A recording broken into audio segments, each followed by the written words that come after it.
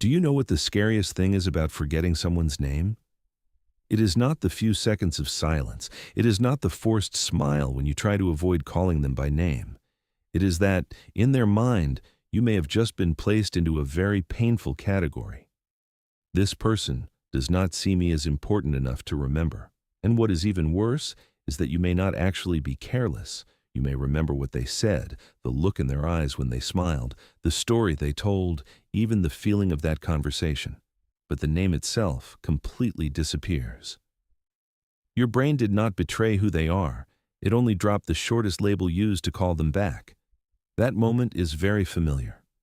You are standing in front of someone you have met 2 or 3 times. They talk naturally, while you feel tense like you are taking a social exam. You smile, you nod. You avoid every sentence that requires using their name. In your head, you are just hoping someone else will walk over and say their name first. On the outside, everything looks normal. Inside, it is chaos. But forgetting a name does not always mean you are shallow. When you meet someone new, your brain is not only receiving a name, it is also reading their face, voice, eyes, context, level of familiarity, attitude, and what you should say next. At the same time, your brain has to process too many social signals, and then one short name gets placed in the middle of all that chaos. For example, the other person says, "Hi, I'm Kevin." The name Kevin does not explain itself. It has no clear image, no clear emotion, no clear story. It is just a sound, standing alone. But the brain likes things with connections, images, emotions, surprise, stories, meaning. That is why a name is so easy to lose. Your brain does not store life like a camera. It stores what carries weight. You may remember what that person was wearing, what they said, how they smiled, how they made the room feel less tense, but their name does not stay. It sounds unreasonable, but that is how memory works.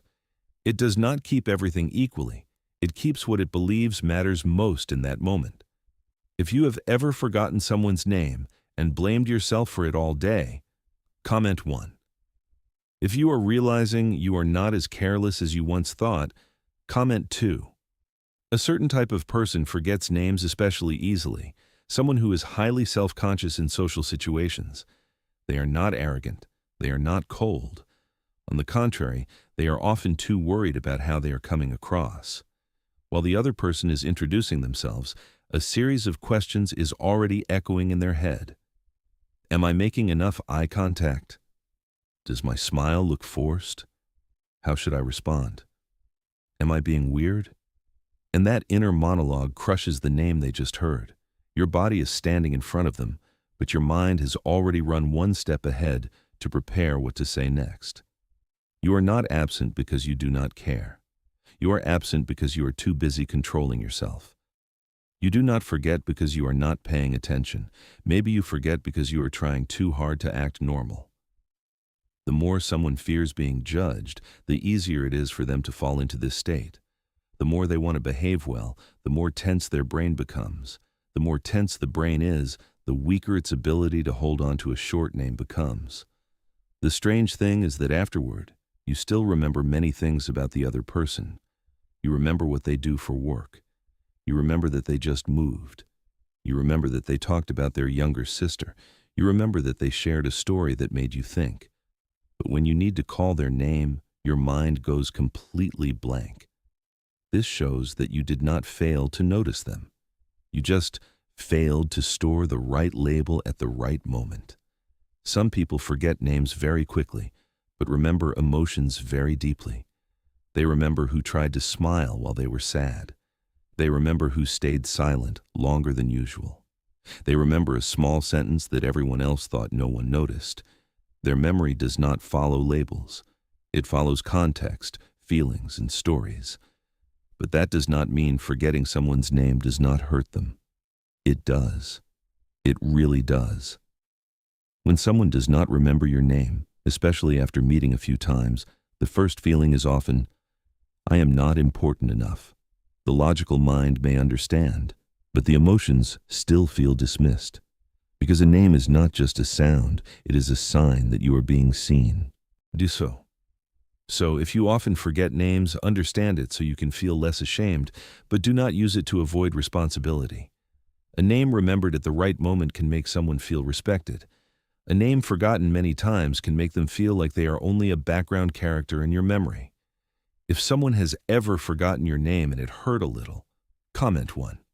If you have ever forgotten someone's name but still remembered who they were clearly, comment 2. So why are names so hard to remember? Because names often do not have a concrete meaning for the brain to hold on to. If someone says they are a baker, your brain immediately has an image: flour, an oven, warm bread, morning. But if they say their last name is Baker, that same sound does not open any strong image. It is just a surname. One side has a world of associations. The other side is only a label. That is why you can remember the person in the blue shirt who told the story about the lost cat, but not remember their name. You remember the blue shirt because it has an image. You remember the cat because it has a story. You remember the feeling because it has emotion, but the name has no hook. If you do not actively attach it to something, it can easily drift away. If you want to remember names better, do not just hear them and let them fall. Repeat the name immediately. Nice to meet you, Kevin. Repeating it is not only polite, it gives your brain one more chance to touch the name. Then, attach the name to a detail. Kevin is wearing a blue shirt. Kevin works in design. Kevin has a deep voice. You are creating a bridge for your memory. The more a name stands alone, the easier it disappears. The more a name is connected to an image, an action, or an emotion, the more it has something to hold on to. Do not expect your brain to do that automatically when you are socially tense. Do it manually. Repeat it. Connect it. Use the name one more time before you leave. But the most important thing is this: do not let shame turn this into a loop. The more afraid you are of forgetting names, the more tense you become. The more tense you become, the less you listen. The less you listen, the more you forget. Then you blame yourself even more. That loop does not make you kinder. It only makes you more afraid of social interaction. Shame does not make memory better. It only makes the mind louder. If you forget, be honest. You can say, "I'm sorry, I remember our conversation, but your name just slipped from my mind. Could you remind me?" That sentence is far more genuine than pretending the whole time. Maturity in communication is not never forgetting. It is that when you forget, you do not turn it into a strange performance of avoidance. You take responsibility, ask again respectfully, and try to remember better. That is kind to the other person, and it is also kind to yourself. Looking deeper, forgetting names tells us something very real about human beings. We do not remember each other through dry data. We remember each other through impressions. A person can disappear from name memory, but still remain in emotional memory. A sentence, a look in their eyes, a way they changed the feeling of the room, that is what the brain often keeps for longer. So if you are someone who often forgets names, do not rush to see yourself as shallow. Maybe your brain is weak with labels, but very sensitive to stories. You may not remember the name immediately, but you remember what the other person truly wanted to be heard. You remember the sadness behind a smile. You remember a small detail from one conversation that is also a form of attention. Still, names matter. They are the first door into the feeling of being acknowledged. When someone hears you call them by the right name, they feel more clearly present. So practice remembering names, not because you are afraid of being judged, but because you want other people to feel respected. If you have ever blamed yourself for forgetting names too often, comment 1. If you now understand that your brain may be remembering people in a different way, comment 2. Finally, remember this: you are not a broken recording machine. You are a human being processing many social signals at once. Sometimes you will drop a name. Sometimes you will have to ask again. Sometimes you will feel embarrassed. But that does not define your entire kindness or intelligence. What defines you is how you show up afterward. Do you truly listen? Do you remember what the other person shared? Do you make them feel understood? Do you have enough humility to ask for their name again respectfully? If yes, you are not as careless as you once thought. You just need to build a few more bridges for your memory. Paul, a name is part of a person, but a person is not only their name. Try to remember names better when you can, but also stop hating yourself just because sometimes your brain holds onto the story, the emotion, and the look in someone's eyes before it holds onto the short sound they use to introduce themselves. If this video made you feel a little lighter, comment 1. If you have ever met someone who forgot your name but still remembered very clearly what you said, comment 2.